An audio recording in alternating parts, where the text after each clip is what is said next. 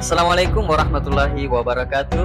Selamat datang di channel Pagama, tempat kita belajar, berbagi, dan menanamkan akhlak mulia. Melalui video inspiratif, kisah penuh hikmah, dan kegiatan seru, kami mengajak Anda menjelajahi keindahan ajaran agama Islam dan mengukuhkan iman. Yuk bersama kita wujudkan generasi yang taat, peduli, dan berakhlak mulia. Jangan lupa like, subscribe, dan nyalakan lonceng agar tidak ketinggalan perjalanan kami. Assalamualaikum warahmatullahi wabarakatuh. Selamat datang kembali di video pembelajaran pendidikan agama Islam dan budi pekerti untuk kelas 9 semester genap. Pada kesempatan kali ini, kita akan membahas sebuah topik penting yang membawa kedamaian hati, yaitu beriman kepada qada dan qadar berbuah ketenangan hati. Tujuan pembelajaran. Melalui materi ini, diharapkan 1. Peserta didik mampu beriman kepada qada dan qadar dengan benar. 2. Peserta didik menunjukkan perilaku tawakal kepada Allah SWT sebagai wujud nyata pemahaman iman kepada qada dan qadar. 3. Peserta didik memahami makna mendalam tentang iman kepada qada dan qadar.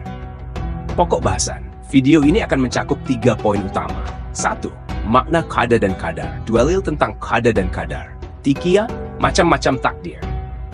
Secara bahasa, qada berarti hukum, keputusan, ketetapan, dan kehendak.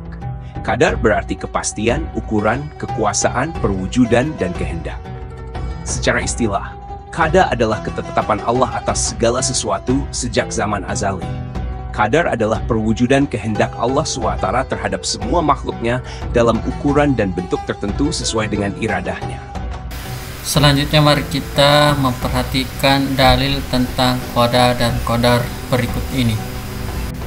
An Anas bin Malik radhiyallahu anhu qala innallaha azza wa jalla qad wakkala birrahimi malakan fayaqulu ay rabbi nutfatun ay rabbi alaqatun ay rabbi mudghatun fa iza aradallahu ay yuqdiya khalqan qala al-malaku ay rabbi zakarun aw unsa syakiyun aw sa'idun wa ma rizqu wa mal ajalu fa yuktaba kadzalika fi batni ummihi rawahu Bukhari wa Muslim.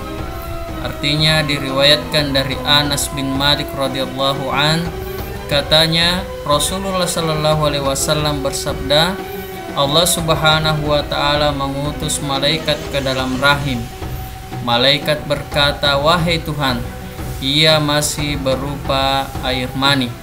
Setelah beberapa waktu malaikat berkata lagi, wahai Tuhan, ia sudah berupa segumpal darah. Begitu juga setelah berlalu 40 hari, malaikat berkata lagi, wahai Tuhan, ia sudah berupa segumpal daging. Apabila Allah Subhanahu wa ta'ala membuat keputusan untuk menciptakannya menjadi manusia, maka malaikat berkata, wahai Tuhan, orang ini akan diciptakan lelaki atau perempuan, sengsara atau bahagia, bagaimana rezekinya, serta bagaimana pula ajalnya. Segala-galanya dicatat ketika masih dalam kandungan ibunya. Hadis yang diriwayatkan oleh Bukhari dan Muslim. Dalam dalil yang lain, Allah Subhanahu wa ta'ala berfirman, A'udzu billahi minasyaitonir rajim. Allahu ya'lamu ma tahmilu kullu unsa wa ma taghidul arham wa ma tazdadu wa kullu syai'in 'indahu bimiqdarin. Artinya Allah mengetahui apa yang dikandung oleh setiap perempuan dan kandungan rahim yang kurang sempurna dan yang bertambah, dan segala sesuatu pada sisinya ada ukurannya. Al-Quran Surah Ar-Ra'du Surah ke-13 ayat 8. Macam-macam takdir. Takdir mu'allaq. Secara bahasa, sesuatu yang digantungkan. Secara istilah, ketentuan Allah SWT yang melibatkan usaha dan ikhtiar manusia. Contohnya, kepandaian, kesehatan, dan kemakmuran. 2. Secara bahasa, sesuatu yang pasti atau tidak dapat dielakkan.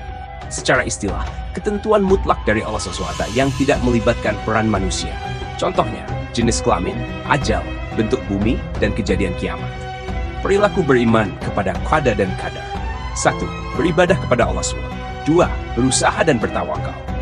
Bersabar dan ikhlas. 4. Tidak mudah putus asa. Hikmah beriman kepada qada dan qadar dicintai Allah SWT. Menjadi hamba yang taat. 3. Bersabar dan bersyukur. Bersikap optimis dan rendah hati. 5. Meraih ketenangan hati. Manfaat beriman pada qada dan qadar. 1. Menenangkan jiwa.